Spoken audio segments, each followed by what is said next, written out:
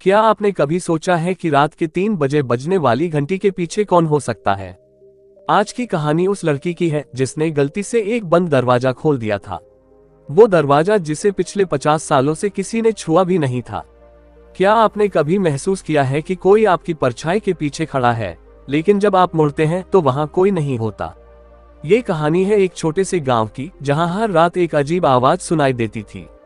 क्या वो सिर्फ एक भ्रम था या कुछ ऐसा जिसे समझने में देर हो चुकी थी?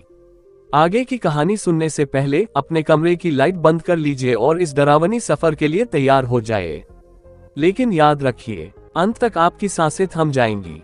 रात की तीसरी घंटी। छोटा सा गांव तारांकन चंद्रपुर तारांकन, जहां शांति और सुकून के लिए लोग दूर दूर से आते थे।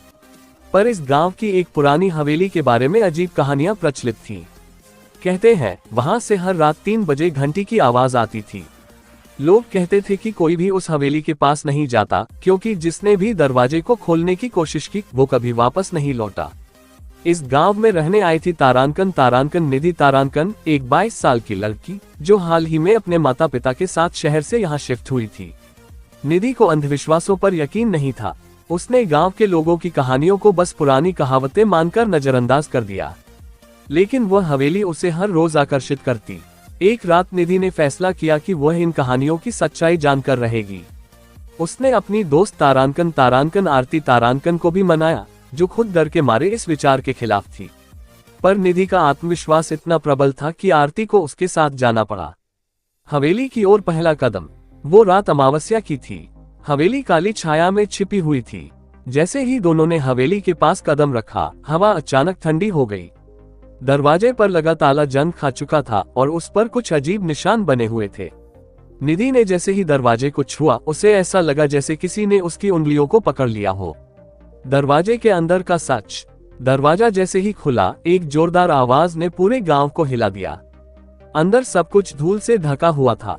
दीवारों पर अजीबोगरीब चित्र बने थे। अचानक हवेली के अंदर घंटी बजने की आवाज आई। आरती घबरा गई और निधि से वापस चलने को कहा, लेकिन निधि ने आवाज का पीछा करने का फैसला किया। आवाज उन्हें हवेली के तहखाने तक ले गई।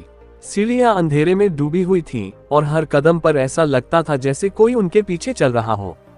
तहखाने का रहस्य। तारांकन तहखाने में पहुंचते ही उन्होंने देखा कि वहां एक पुराना झूला रखा था।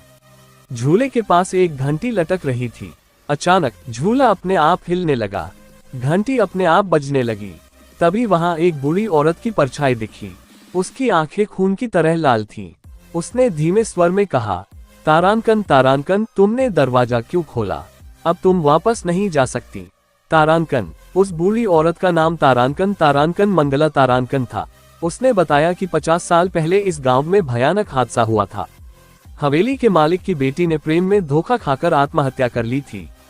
उसकी आत्मा को शांति नहीं मिली और वह हर रात 3 बजे अपने प्यार को पुकारती है। आरती और निधि डर के मारे जड़ हो गईं। तभी हवेली के दरवाजे अपने आप बंद हो गए।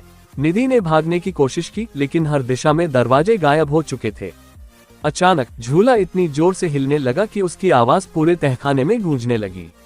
सुबह होने पर गांव वालों ने देखा कि हवेली का दरवाजा फिर से बंद था, लेकिन निधि और आरती का कोई पता नहीं चला।